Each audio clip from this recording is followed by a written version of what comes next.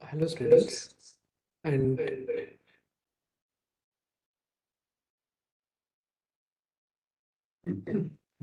and welcome to this live session of, of the NPTEL course Power and Politics in Contemporary India, a Sociological View. So this is the first in a series of three live sessions that we're going to have um, in the next 1 month.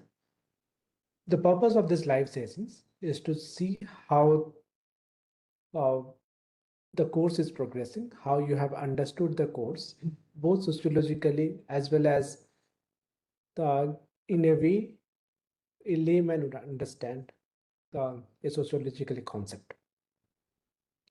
In this one specific session, we'll discuss a few questions that have come through Q&A sessions and through other kind of forums that are part of this NPTEL course.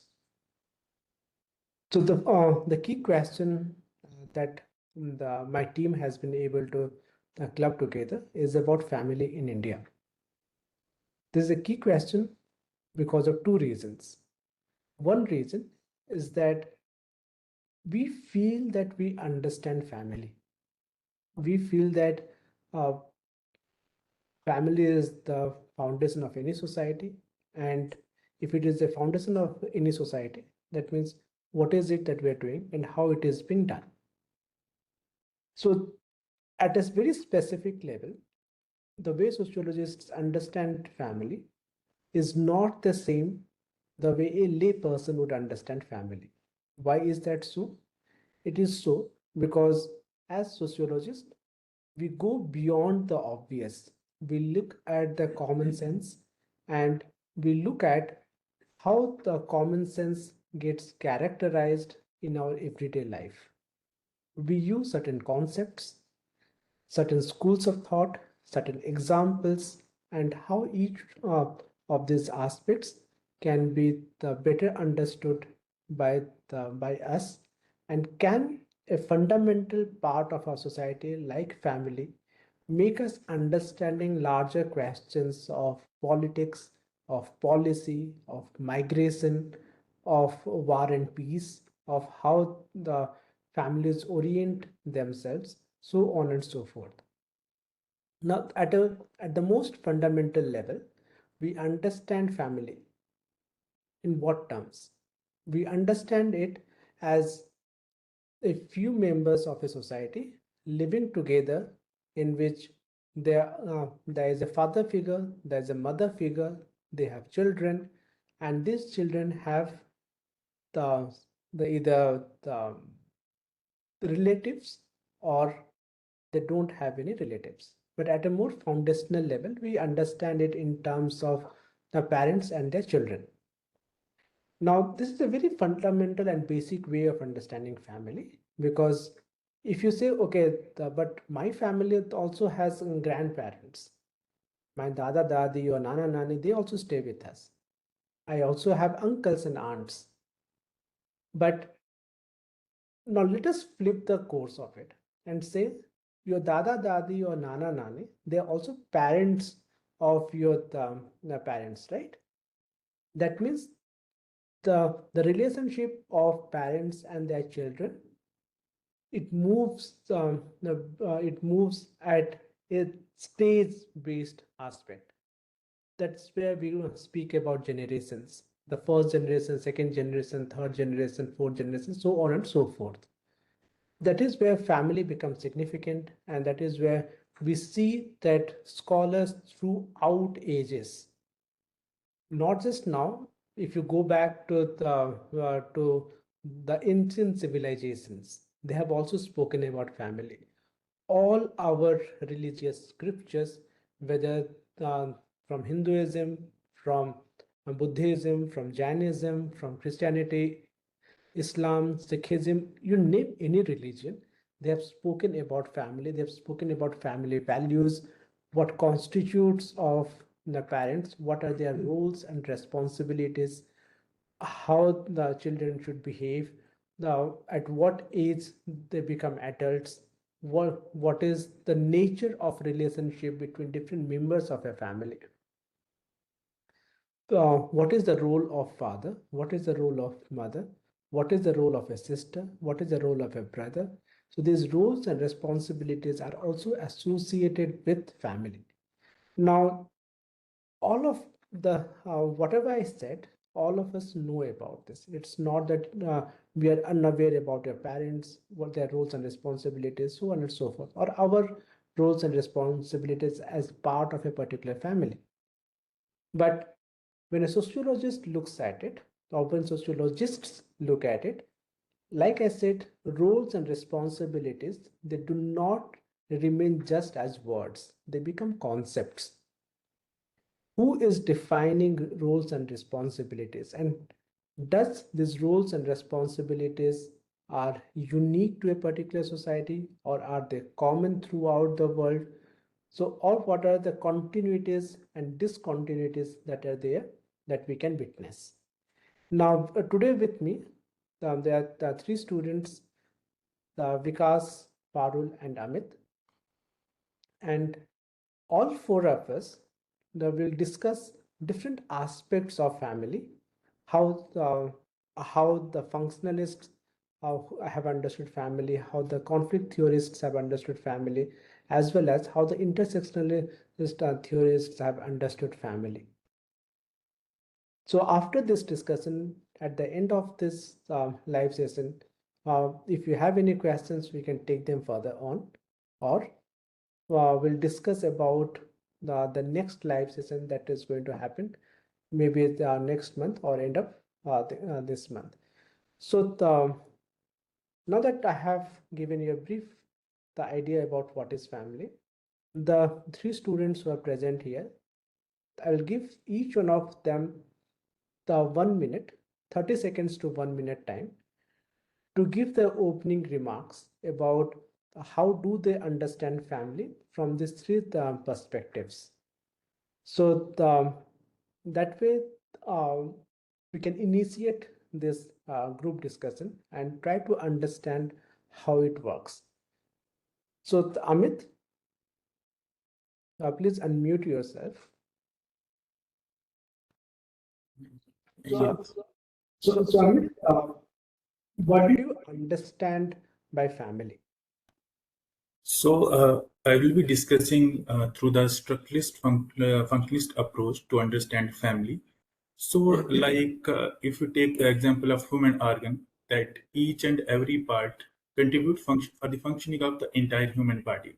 Similarly, the case with structural functionalist approach, they try to understand that each part of the society, like family, politics, and whatever it is, they contribute entirely for the functioning of entire society. Similarly, the case with family, like for example, scholars like Gure and M. N. Srinivas, Gure in his work Caste and Race in India, he came up with different features of this family like endogamy and hereditary occupation, etc. Similarly, Srinivas, he also talked about how family contributes for the function, how these different features contribute for the functioning of entire family. And both these thinkers, they understood family through structure functionalist approach, and they views that family as a primary unit for the reproduction of caste. Similarly, they also focused on endogamy to each this marrying within the same caste. Secondly, another important role of family is social solidarity. That is also important, and the entire family maintains this caste system and reproduces it. So I understand in this way this structural functionist approach. Well, thank you, Amit. Now that we have understood, or in his remarks, Amit has spoken about the structural functionalist aspect of society and how they have understood family. Let us go to Vikas and say how he defines family from a conflict perspective.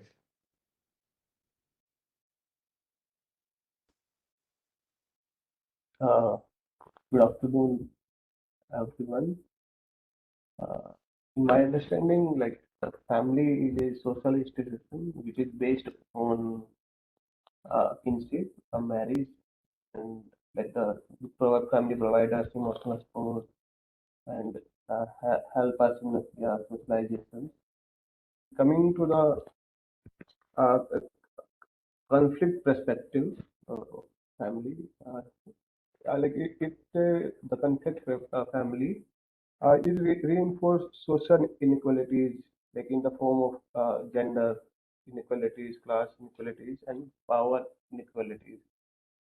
So, like if we see uh, the conflict perspective uh, from the Karl Marx uh, point of view, he not like completely has his point on the theory of family about is the class conflict, but the family help us in to maintain the inheritance of property and the class position itself, like how the who will hold the decision making, who will own the property in the family. Similarly, the Karl Marx friend Frederick Engels, in his book The Origin of Family, Private Property and the State, like how the male dominance in the family decides the patriarchy and other things. That gives the idea of gender inequality in the uh, how property inheritance and other things in the context of a family. Similarly, the Randall Collins, how the power struggle is everyday in the context of family interactions, how authority, resources, and decision making, all those things creates conflicts within a family. Who will control the income? Who will do the household work? Who will maintain? Who will decide the parenting decision and other things? So this is my point of view for the conflict perspective on the family what we are discussing today. Thank you. Thank you, Vikas. Now, from conflict perspective, we move to a more advanced understanding and more contemporary or recent understanding of family and family values, which scholars have understood as intersectionality. So, Parul, can you throw some light on it? So yes,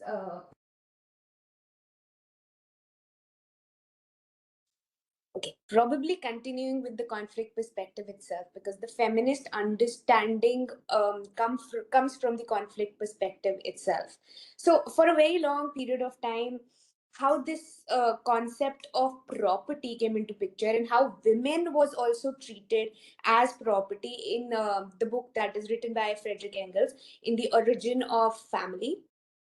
And from that we move towards the intersectionality, which is what basically intersectionality is, that uh, there is not just one aspect which defines what is happening around. There are different aspects of it. It is more of a layered concept. So for example, just being a female, as in just the concept of gender is not counting, but apart from gender there is class, there is caste, which is also designing this whole aspect of family or the institution of family itself.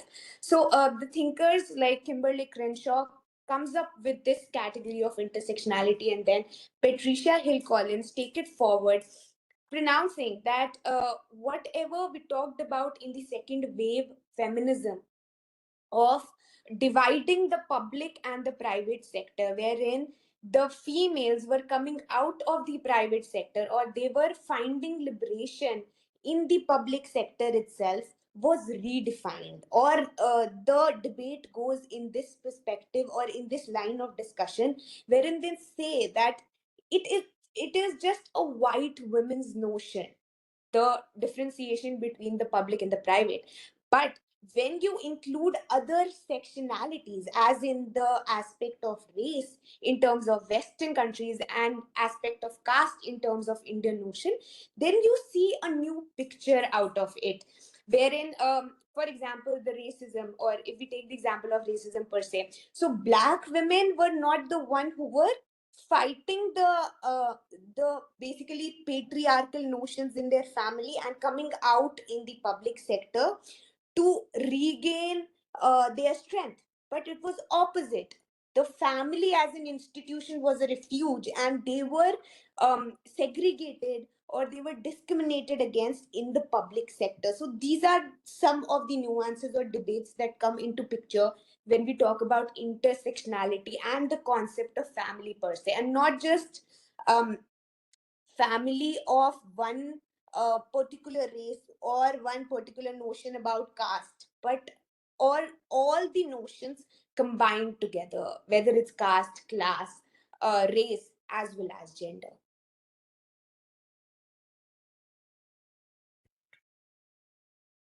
Okay. Thank you, Parul.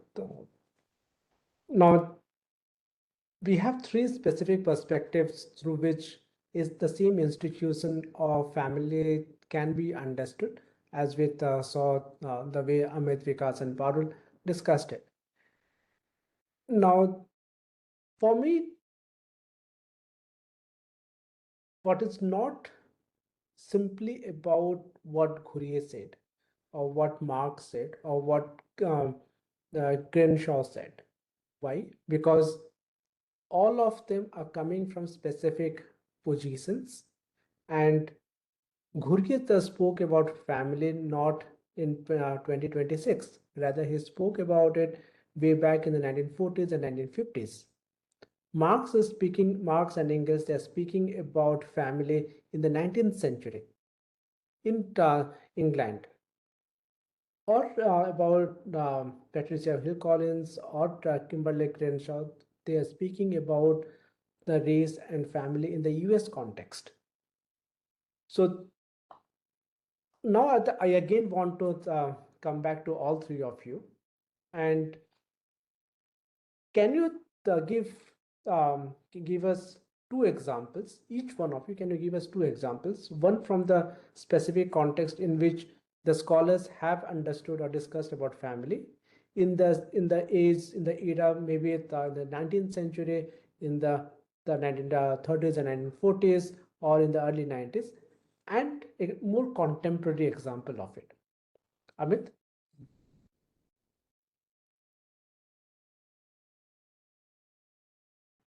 So yes. So for example, marrying within the same caste and it maintains the social stability in the social structure in a family that discussed during this Gores and MN Srinivas era. That marrying within the same caste, it helps in the stability, but it also received criticism. For example, Ambedkar talked about this annihilation of caste, that we don't need to marry within the same caste, but there must be intercaste marriages. But as we see in the contemporary context, what is happening, it is not just intercaste or intracaste, it is even within the same caste, the marriage are taking outside the jatis. So you can see in other at earlier time they were discussing about intercaste marriage or intracaste marriage, but even intra-jatis marriages are happening nowadays, and not people are not thinking about outside. So you can see in that context that what is happening there. So, Amit, does it mean that uh, there's no change, or no specific change in society that is happening, that even if 70, 80, 90 years have passed, still the people prefer to get married within their jatis? Let us not, let me give a brief background of this. One brief background or detour would be that Indian society, as I had discussed in my lectures, in our religious scriptures, the Hindu Indian society is divided into four varnas, right? Brahmins, Kshatriyas, Vaishyas, and Shudras. Now, they are called varnas, they're not castes. So, if we move from those varna system and claim them to be castes, and as Emin Srinivas discusses, not just in terms of varna or caste, rather jatis.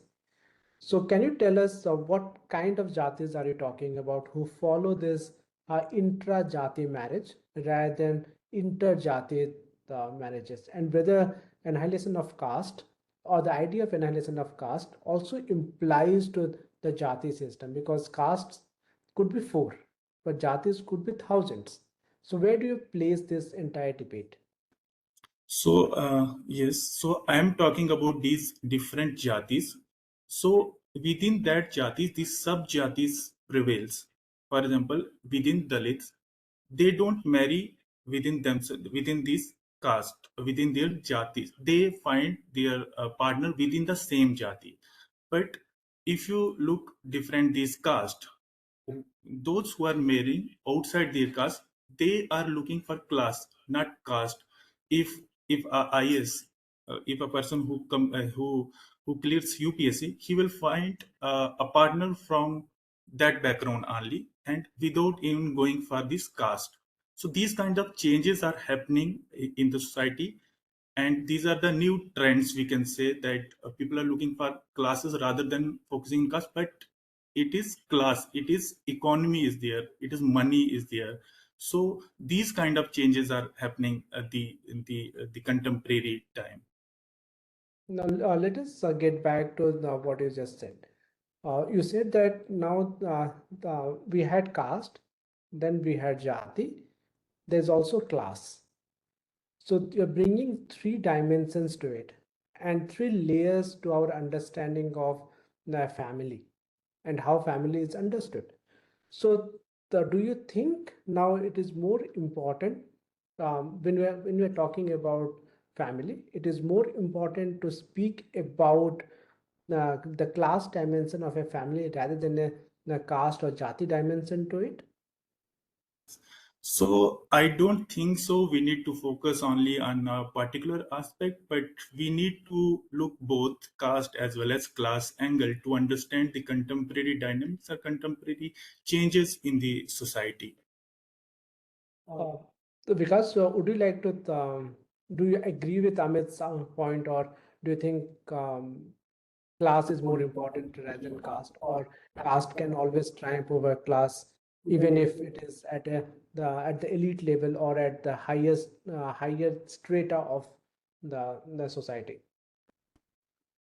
Like in Indian context, if we discuss uh, the in the caste aspect, uh, we can say the caste is more important as compared to the class because the discrimination or other things starts from your social background, and then it amplifies uh, in context of the class aspect. Okay, can you give a specific example to it, Vikas?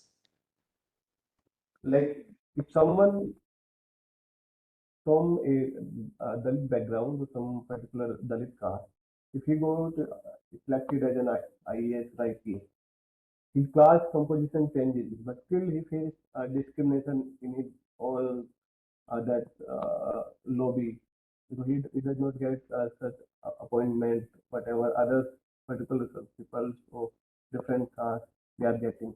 Still, they are facing discrimination there. So, caste is because of his caste, he or she is facing much more discrimination as compared to his class because his class changes, but because of his caste, he still faces a discrimination. So how would you connect this dimension to the family in India? Like the family, we can say that in rural settings or in Indian settings, the family, the particular types of family, like if you are from a something the Rajput clan or something Yadav clan or something Dalit clan. If you are a particular type of attached or your identity attached to a particular group or family, uh, your social status or other things are determined by that thing, whatever position you attend or achieve, but whatever by birth you ascribe with those things, uh, your mobility or other things uh, depends uh, on your family background or your caste. Uh, Parul, what take do you have on this? Yes, I think on the similar aspects of it, probably both the identities are playing different, but simultaneously an overlapping role in the lives of the people, because both of these social identities, whether it is class or caste, moves with us wherever we go. So, for example, in the aspect of family, the first thing that we get when we are born is the surname, or from that surname itself, or per se, we connect to the caste background, and then the socialization through caste. But the kind of opportunities that we get are determined through our class. So I think, coming back to the notion of intersectionality itself, not just one social identity can determine, or I don't think that one social identity can overpower the other social identity. So both of these move forward hand in hand. So whether it's class or caste, or for that matter the aspect of gender coming into picture nowadays, and in the contemporary setting, sexuality as well. So all these overlap with each other to form different kind of discriminations as well as privileges or prejudice in the larger setting of family, or the debate of family going on in India or world for that matter. But Parul, don't you think that sociologists as well as political scientists, even political sociologists, particularly in reference to this course, they have argued that caste or jatis, they happen to be closed categories. You are born to a particular jati and you live that particular jati and then you die. Whereas class is an open category in which even if you are born to a particular class, whether it is working class or to some specific aspects of class, you have a chance to move up or move down. In that sense, what makes you say that caste and class, they are social identities which do change but uh, remain the same?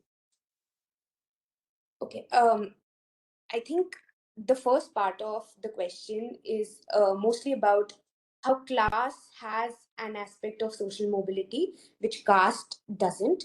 But coming back to the thinkers, Indian thinkers, example like K.L. Sharma or Yogendra Singh, who talk about how caste and class nuances are intermingled. So, for example, the example that was given by Vikas, that how a person who is coming from a lower class and a lower caste tries and move upward in terms of social mobility, in terms of class, but he or she is unable to do in the caste. Because of this, there is this notion of higher class coming into picture, but the lower caste still remains the same, and hence the overall identity, which is determined by different aspects or different intersections, as we discussed, maybe it's class or caste, remains into picture. Even though he or she has moved upward in one aspect, he or she is unable to do in the other aspect, and hence he is facing some kind of prejudice on the basis of one social identity. Um, I hope you got my point. So that's what I was trying to say. Okay. Now, there's a question to all three of you, in which we'll get back to from where we started about the functionalist notion of family. And one of the key concepts that works in sociology is socialization, right? How the family upbringing happens. So where do you place this family upbringing or socialization in terms of the functionalist idea of Sanskritization? Because now Sanskritization is not speaking about class, it's speaking about jatis and caste. And it speaks that the jatis and castes, they're not closed categories. So this is significant because a lot of scholars, particularly starting with Emil Srinivas, they opened up this entire idea that Gure was speaking about in terms of caste and jatis being closed categories, whereas the idea of Indology or the idea of field view versus text view. So MS Srinivas is speaking about Sanskritization, right? Maybe any one of you can go and tell us how do you make sense about Sanskritization, about Westernization, and this caste, class, and gender dynamics in the Indian context. Amit, would you like to go first? Or? Yes, sir. So beginning from MN Srinivas, where he discussed about Sanskritization as a process through which lower caste try to imitate the practices of upper caste. So he is talking about social mobility when lower caste get this through different rituals, they try to attain the upper caste.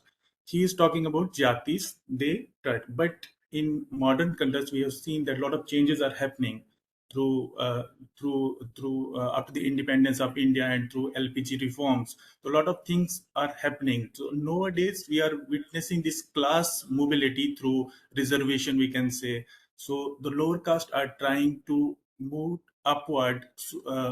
But when we talk about this mobility is only economic mobility. This is not, they are not socially emancipated.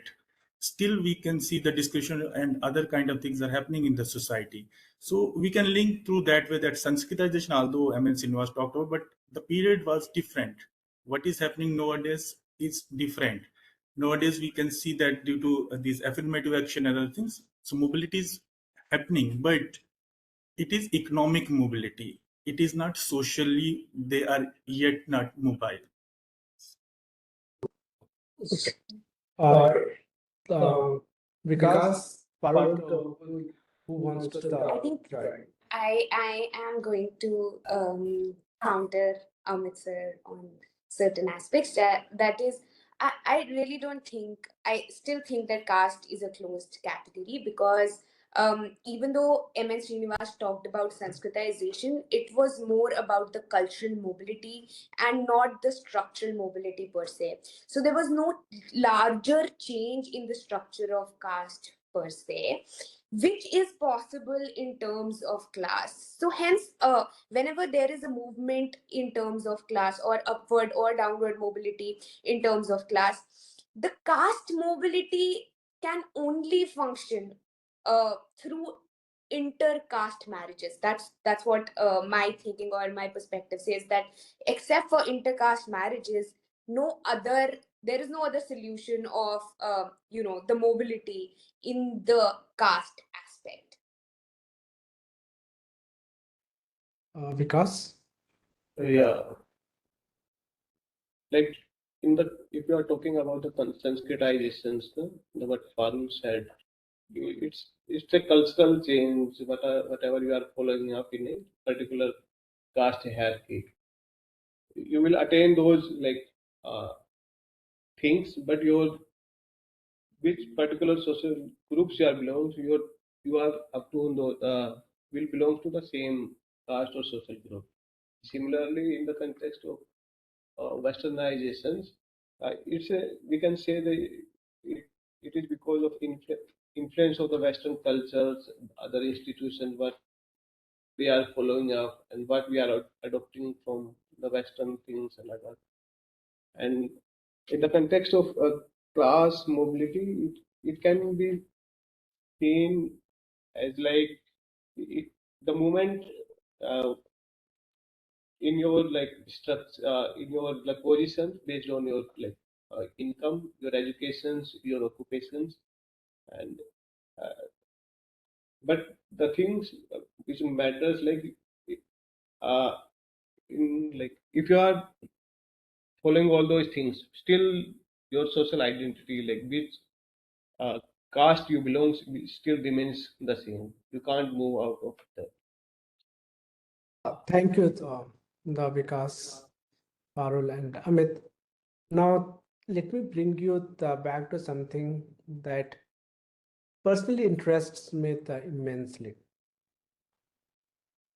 Many of these concepts, whether functionalist, conflict, or intersectional perspectives, were developed in specific locations, as I have been saying. when we use a concept like, let us now focus specifically on intersectionality. Okay.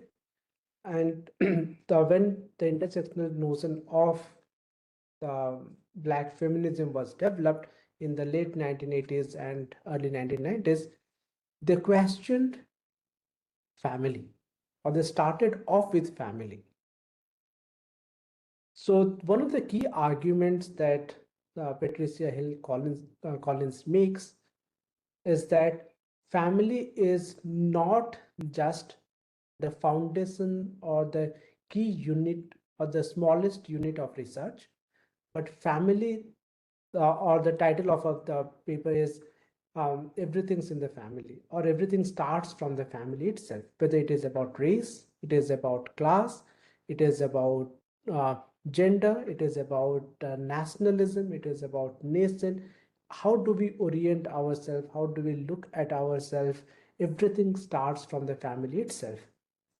So, the, can you give me specific example as to how can we use the concept of intersectionality in the Indian context? So let me start with how Patricia Hill Collins speaks about it. She says that in the US context, family matters. Why family matters? Because the US society is a family oriented society, which even if it values individualism, still it speaks about the family. But the family is not innocent. It is not just about marriage practices. It is not just about feeding the people, but it's also a political unit. So, what is a political unit? A political unit is not just a political party. Rather, there are power relationships that are inherent to a particular family. And these power relationships could be gendered in the idea that men have more power than women in the family. Older people have lesser power than the younger generation, and the very young people, like children, they have almost no power in the family. But beyond this, the power dimension, she speaks about how racism as an idea, how the idea of nationhood, nation state gets inculcated through the process of socialization. So who the othering of people who are us, who are with us and who are against us as a society is inculcated through the process of socialization in a family. Now, can you give me for example, Parul, your work discusses about Kashmiri Pandits and how Kashmiri Pandits, their life is changing over the past 30, 40 years, and how family structures are changing over the last 30, 40 years. Can you throw some light on what is their understanding and what is your understanding of family in India, particularly in the context of Kashmiri Pandits? Okay. Yes. I'll give you a brief context of Kashmiri Pandits. So Kashmiri Pandits had to go through an exodus in 1990 where entire population of Kashmiri Pandit forcefully migrated, or were forced to migrate from Kashmir to other parts of India, and particularly to the south of Jammu and Kashmir in Jammu itself. So during the period encompassing before 1990, so thinkers like T.N. Madan, who has extensively talk about Kashmiri Pandits, have this idea or notion of what a Kashmiri Pandit household consists of. So Kashmiri Pandit household consists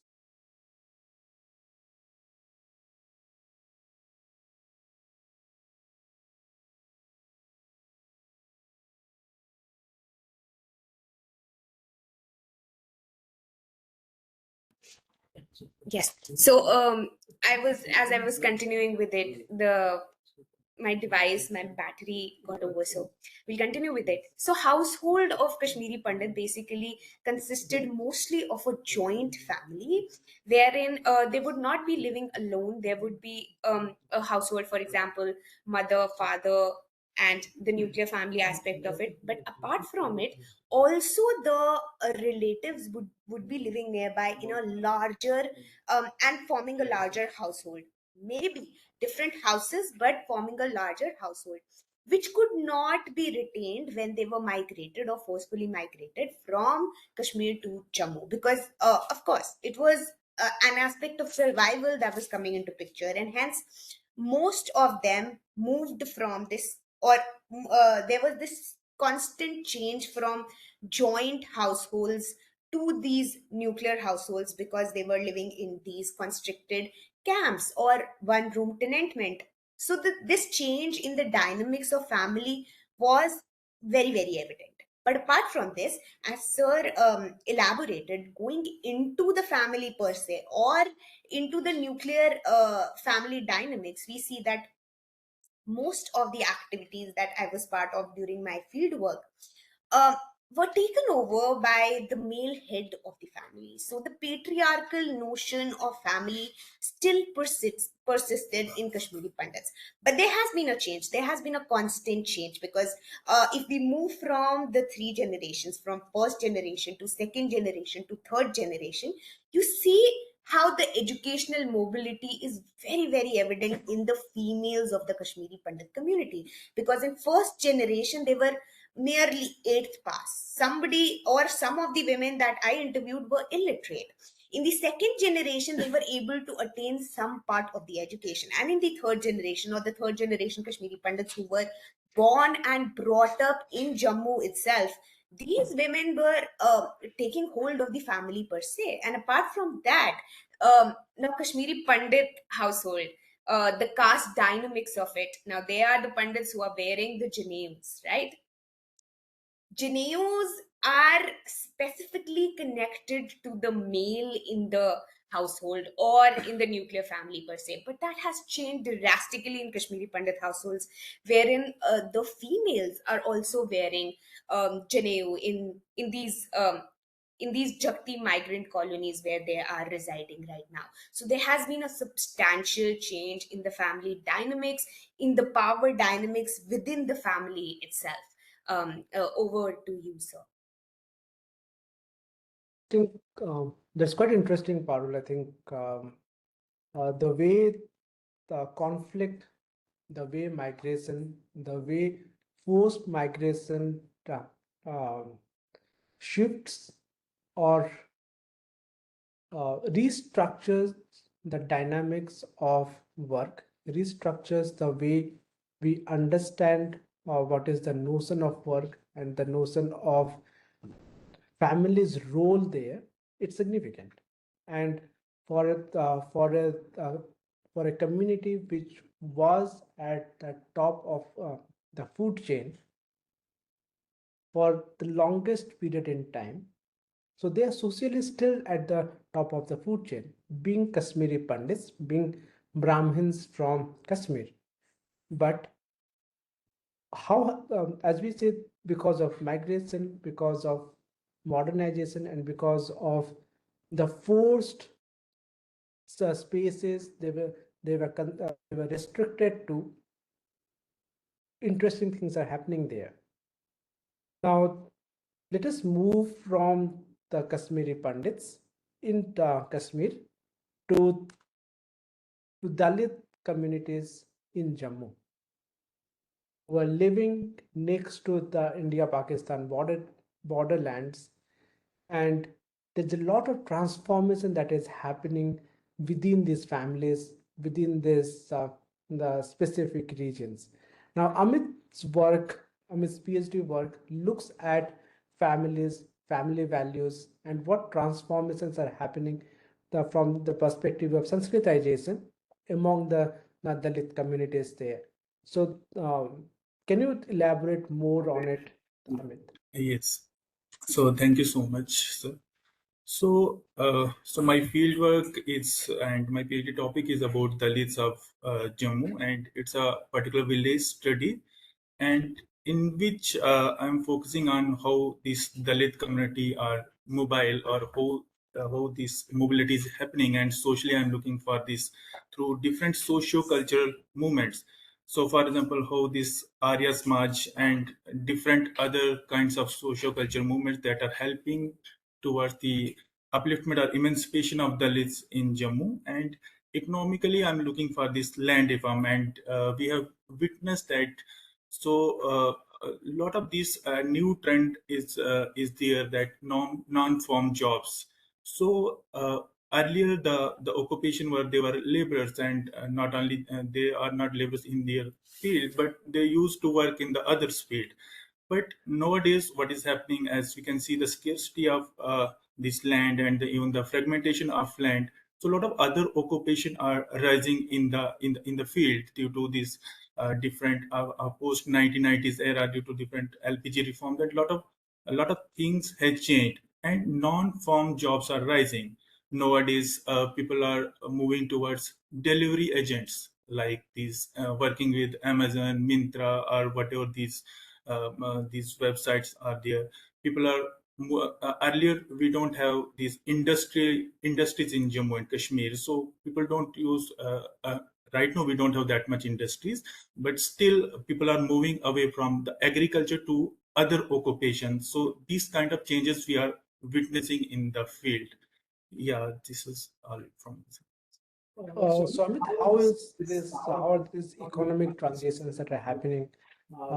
It's impacting the families in these areas, because I think in your work you speak about the processes of sensitization in which Arya Samaj made a very significant impact in the way these families have been structured, or the way the family values have been restructured over and over again.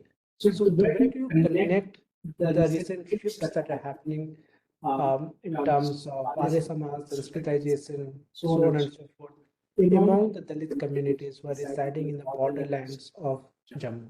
Yeah. So Arya Samaj in that particular village, yeah, earlier played key role among a particular jati among Dalits. So earlier, when Arya Samaj came, so different jatis, they became part of Arya Samaj, and they found that Arya Samaj is working for themselves, and they found that it will help them through Sanskritized way, and people started moving towards Arya Samaj.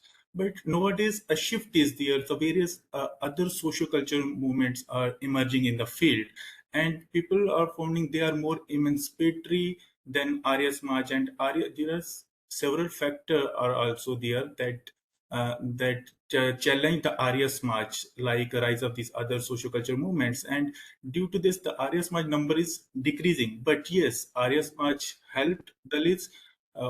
Some of them even also becoming this priest also, and this reduces dependence on priest from upper caste.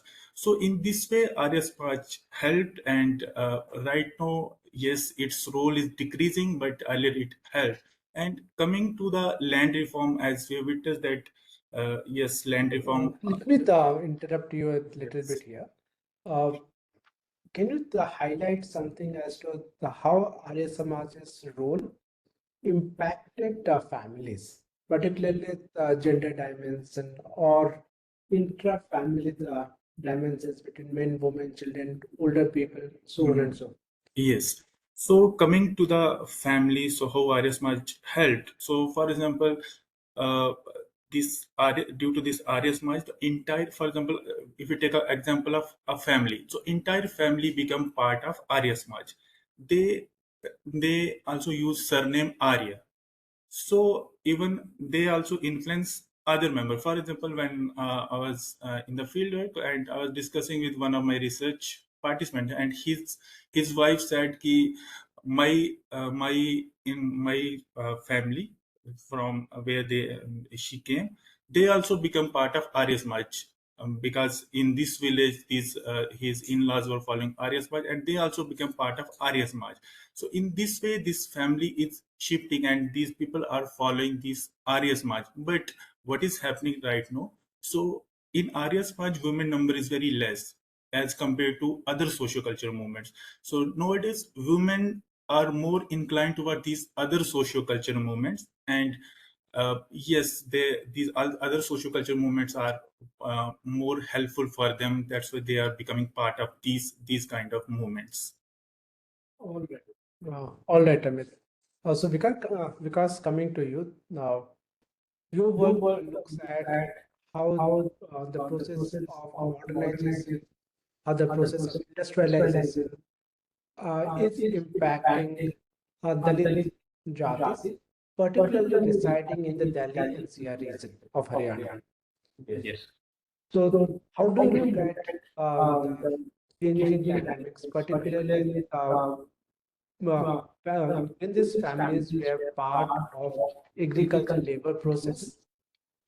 And now that many people are moving out of agriculture labor and going towards industrial labor, is there any change in family dynamics? When I speak about family dynamics in terms of relationship between different members of family, between husband and wife, between male and female, between older people and younger people. Yeah, like because of the rapid industrialization in Delhi NCR, and where I did my PhD fieldwork, it is like purely industrial area, near to Gurgaon. So because of this industrialization and yeah, creation of industries is creating a lot of opportunities for those people who are mostly earlier dependent on agriculture, and they were like Dalits of the villagers. Now they are shifting from agriculture to industrial labor, and that highly impacted their family relations and the family forms. Like earlier, uh, they were in the villages, they lived in the like joint families and other things. Now they are moving from agriculture to industrial work, and for them it is difficult to move daily up and down from their village to work. They are shifting with their families, with like their wife and their children. Now the joint families totally converted into nuclear families, and the creation of nuclear households in there. uh, Earlier, when they were living in village, most of things they arrange from the village, and some they grow from their like whatever land, small land holdings they have. Now they all the things they have to buy in the city area they are living, and also now the women, those who work in the family earlier, and their work was unpaid. Now the family completely moved in the city, industrial area. So the women's also participating in the industrial work, and now they are getting paid for their work. And also the youth of the household, when they were in the village, they live staying in the village. Uh, they got married at the earlier of their age. Now because of unemployment and they are shifting to the city areas, they they like the marriage and other things, they are completely delayed. They are getting married late in their families because of the jobs and the settlement and other things. And the in the family forms there are changes are coming in the families, how the the relatives they are seeing to them because of their income increase. Earlier they were completely dependent on agriculture incomes, and now the educations of other things, now they are shifting their children in like private schools, from government school to private schools. So many changes are coming because of these industrializations in Delhi NCR region and other areas. And this is the question to all three of you. Uh, do you think whether it is Kashmiri Pandits in the Jammu or the Dalits in the borderland area of Jammu or Dalits in Delhi NCR area. Do you think that do you see any change in the decision making abilities of women after they have moved from the original or the previous place of residence or previous kind of work that they have been doing or they have been engaged in with changing times or in a new place or changing nature of occupation? Oh. Yes, because Yeah, like the women's because of industrialization, they are getting paid. They are working in the industrial area, and as they are like economically, they are becoming stronger. So they are more in decision makings. Like in the schools, the children will go and how earlier their expectation from the family. Now they are completely moved in the city. Now they are earlier they have to ask the parents and other things. Now they are completely taking decisions their own, and uh, and because of this, if you take like there is also the increase in divorce rate and other things because they are getting uh, paid for their work. So these are coming. These changes are coming because of industrialization and other things. all right, Amit. So yes, when it comes to changes in when we talk about gender, so I can say from my field area, so the earlier generation, so we were not able to see any changes. They are very I can say they are not that educated, but yes, in those who are of my age or younger than me, so nowadays they are educating, they are getting education, and we will witness, I think, the change in coming generation. But the previous generation, I was not able to see much changes. Okay, yes, Parul. Um, so from the fieldwork that I have done and from the notion of the second wave, third wave, and fourth wave feminism, that I have seen that there has been probably um there is more agency of women that is coming into picture, but um as far as there is educational mobility, yes, there is agency of women that is coming into picture, but there is also a double burden that is coming side by side with this agency, even though they are able to make decisions for themselves. um but there are barriers in the form of patriarchy. There are barriers in the form of double burden or triple shift that they have to go through on everyday basis, because for example, as Vikas said, that because they are moving to the cities, they are working outside, they are earning um almost equivalent to their male counterparts, but the household responsibilities still are on the shoulders of women, mostly on the shoulders of women, and hence that notion I don't think is changing per se. But in terms of decision making, yes, there has been a change as far as gender is concerned. And let's not just limit gender to the male and the female, but there are other aspects of gender that are coming into picture nowadays in the contemporary society, whether it is the lesbian gay family coming into picture, or a single parent household coming into picture. So I think we are moving forward, but there are certain aspects that we need to take care of when we are talking about family in the Indian context. Thank you, Parul. Any final comments that you would want to make? I want to add, like if they are moving to cities, they are uh, coming closer to the technological what are technological advancement, and like now they have dual income in their household, so now they are more economically sound as compared to the earlier things. So now these are changes can be observed. Amit?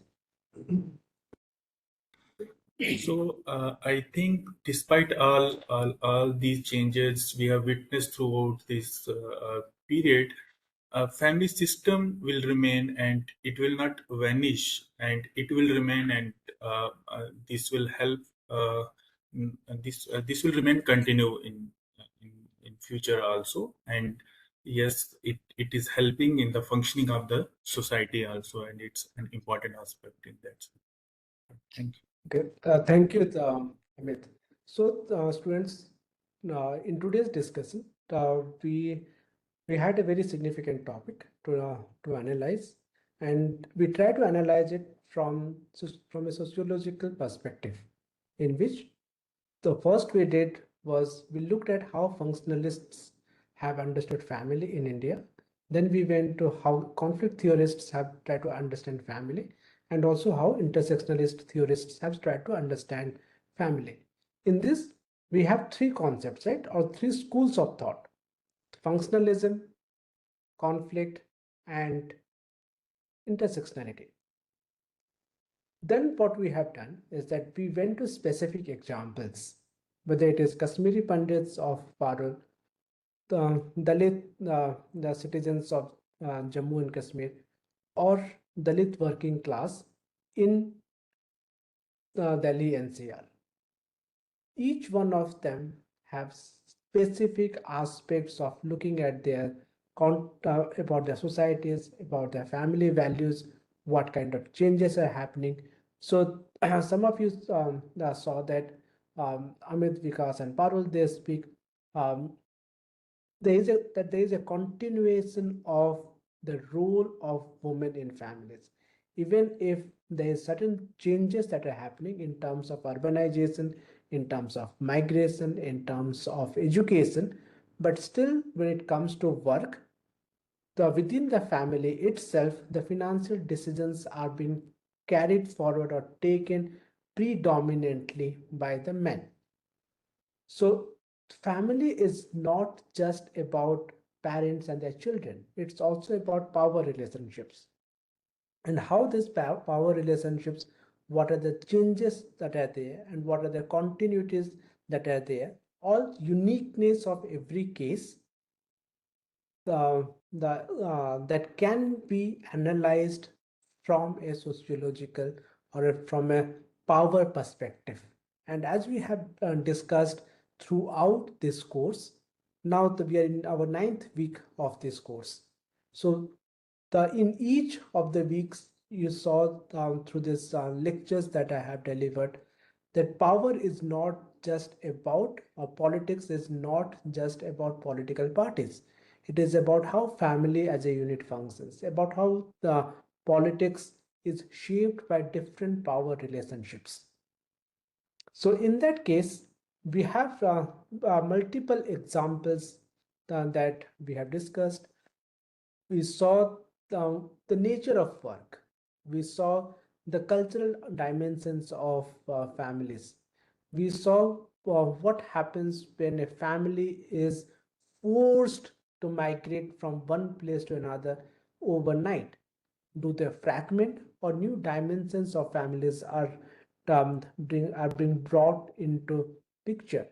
How these families understand culture, how each member of the family is socialized through the process of Arya Samaj or through the process of working as an agricultural laborer. So do you think somebody who has been working as an agricultural laborer has now recently moved to the work in Maruti or Hyundai factory will have same family values, will have same kind of relationship between men, women, and others? So, or what are the caste, jati, and class dimensions to it?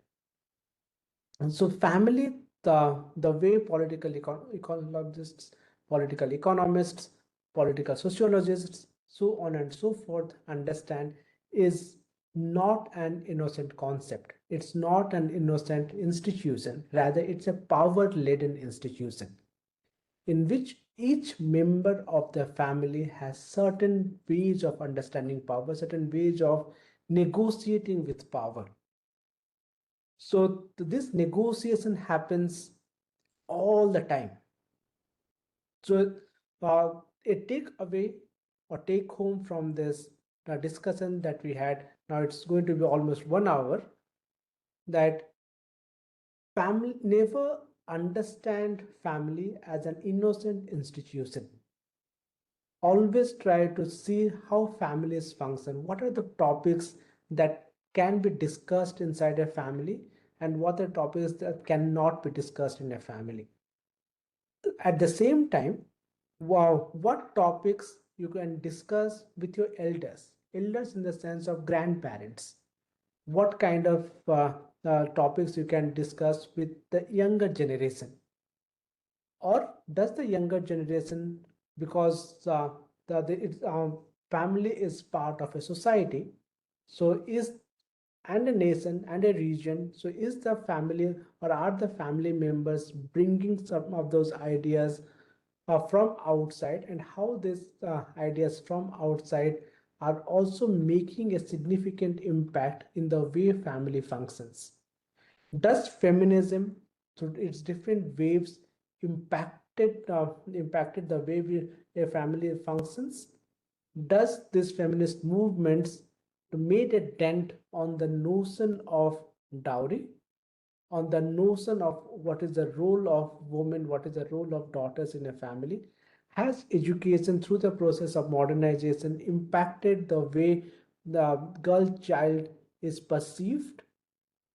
Has the shift in work, in which now many more women are willing to work or are working in different areas, have an equal say in the way some decisions are taken? Some decisions means important decisions. Important decisions could be about finance. So, for example, buying a property. Who owns that property? Under whose name the land is getting registered, or under whose name the house is getting registered? Or it is a respect. It is a notion of respect that is given to certain family members without actually providing them with power positions. So, to give an example, I respect my mother a lot. I care for my mother a lot. I love my mother a lot, but I would not register my property in her name. Or my father would not register the house property in her name. Rather, the transfer of property is still happening from the son, from the father to the son, where the mother, even though being a respectable character, doesn't have the ownership right over a property. What are the notions of how nation is understood, how work is understood, who can do what kind of work, and what kind of works cannot be done?